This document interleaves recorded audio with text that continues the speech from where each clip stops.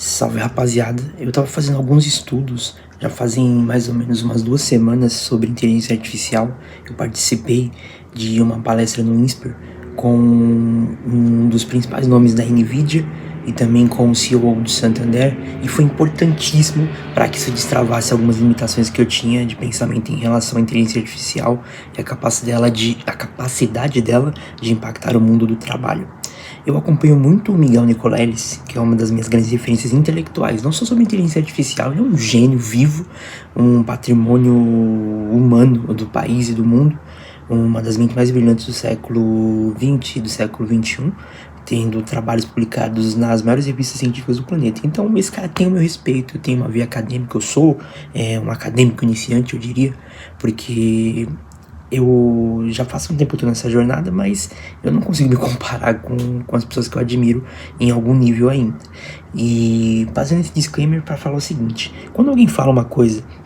e essa pessoa não é qualquer um, a gente tem uma tendência, e eu também tô nela, de abraçar tudo que é dito. E eu concordo em 99% com o Miguel Nicoleles fala, porque as consequências precisam ser ditas e alguém tem que ser a voz da consciência. E quem melhor do que alguém que trabalha com redes neurais artificiais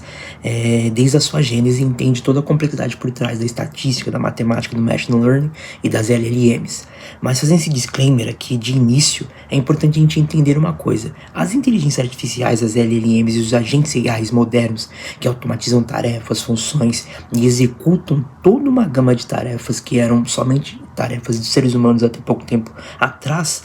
elas já são uma realidade do mercado. E esse incremento de produtividade se mudou para se instalar em segmentos que a princípio não fazem um sentido objetivo aplicar. Existem pessoas que vendem carros, lojas de carros, existem pessoas que têm a venda da esquina que já estão utilizando principalmente chatbots para criação de imagens, para criação de textos, para criação de copy, para retenção de leads, criação de planilhas. E essas pessoas, que seriam as últimas pessoas que nós pensaríamos que iriam utilizar AI, se tornaram quase que os early adopters, os primeiros a adotarem essas tecnologias. A explosão do ChatGPT, a explosão do Claude, Gemini, o Copilot. Nesse exato momento eu tô aqui, eu compilei as informações da pesquisa no Copilot. Não faz sentido eu gastar 2 horas para escrever à mão ou para ficar digitando aquilo que eu já tenho compilado de conhecimento na minha cabeça. Por isso que eu faço sempre esse disclaimer dizendo o seguinte: eu passei 2 semanas estudando o tema e resumir o conhecimento aqui. E esse é um fator principal dessa mudança, que é a capacidade de você, tendo o conhecimento bem fundamentado, as bases bem estruturadas, você criar uma relação de produtividade com a compilação dessa informação e o uso dessas informações na aplicabilidade, por exemplo, de um vídeo que está sendo gravado, de uma nova tarefa que vai ser executada, ou até mesmo na disrupção, porque a disrupção ainda é um elemento humano. Isso está bem fundamentado em todas as discussões. Até mesmo o especialista da NVIDIA, o cara que mais teria interesse em vender esse tipo de iniciativa para qualquer tipo de pessoa, seja para mim que sou engenheiro físico ou qualquer outra pessoa de qualquer outra área, ele falou categoricamente que a disrupção, como diz também o Miguel Nicoleles, ela ainda é um elemento humano. Então essa mudança, esse pulo do gato, aquela transformação, aquela gênese do novo, por exemplo, quando você vê um quadro do Monet, a inteligência artificial pode replicar isso hoje, mas ela não criaria a técnica de Monet a partir de nada. Ela precisa de uma pressuposição que nasce desse grande banco de dados que é gerado através das interações humanas na internet e na vida real e todas as transações quantizáveis desse mundo cada vez mais informatizado que nós temos. E quando a gente para pensar sobre o impacto disso na produtividade de maneira geral, a gente vai separar no futuro próximo aqueles que utilizam a inteligência artificial como um elemento de produtividade, de crescimento e de automação de tarefas, e aqueles que ficam para trás. E isso vai ser levado ao pé da letra quando a gente vê grandes companhias sendo disruptadas por companhias que têm até menos tempo de mercado, menos capacidade técnica, menos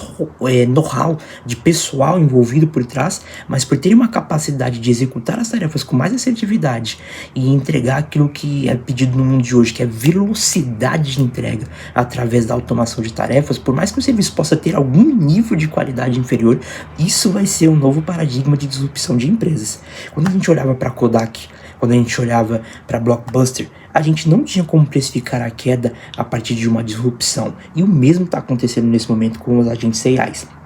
Ou a gente se adapta a essa nova realidade, incorpora essas tecnologias a uma dinâmica já existente de conhecimento, produção técnica, produção industrial, ou a gente vai ficar para trás. E esse é um fator preponderante para que a gente consiga estruturar as novas formas de organizar de organizar as coisas de uma forma em que as organizações possam executar as suas tarefas de forma mais assertiva, de forma mais direcionada e tendo a inteligência artificial como um arcabouço, como uma ferramenta. E toda a ferramenta, ela per si, ela não é boa ou ruim, mas ela depende do uso que é dado a ela. Quando a gente utilizar a inteligência artificial para automação de tarefas que são repetitivas, para incorporação e compilação de conhecimentos já bem fundamentado, não tem problema esse uso. A gente precisa desmistificar esse uso corriqueiro. Existe uma questão energética, uma questão ambiental, uma questão também de treinamento, porque como a gente vai dizer para que pessoas que são analfabetos funcionais, elas utilizem agentes de inteligência artificial para melhorar sua capacidade de trabalho se elas às vezes não conseguem interpretar nenhum texto. Então a gente tem todo um trabalho enquanto sociedade para reestruturar a nossa linha de raciocínio e a aplicabilidade daquilo que está hypado, porque nem tudo aquilo que nós pensamos que é execuível se aplica a N realidades. Por exemplo, dentro do Brasil, nós temos Brasis, nós temos uma pluralidade de contextos que em um contexto específico pode ser que seja aplicável, mas em outro é absolutamente irreal que isso seja incorporado de forma a gerar uma mudança isso para ontem, assim, tão rápida, tão disruptiva. Mas o fato é que à medida que nós nos distanciamos disso e nos separamos desse mundo, entendendo isso como se fosse uma coisa pro outro, uma coisa que não é pro seu mercado, não é pro seu momento, não é para suas tarefas, você vai perder produtividade, vai ficar para trás e vai deixar de utilizar a ferramenta que nos é otorgada hoje como um elemento de disrupção para sua capacidade de executar as suas ideias.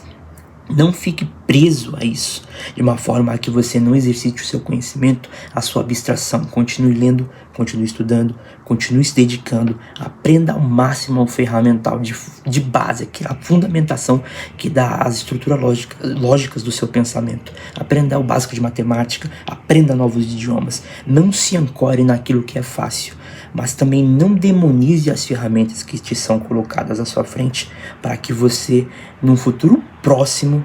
não seja substituído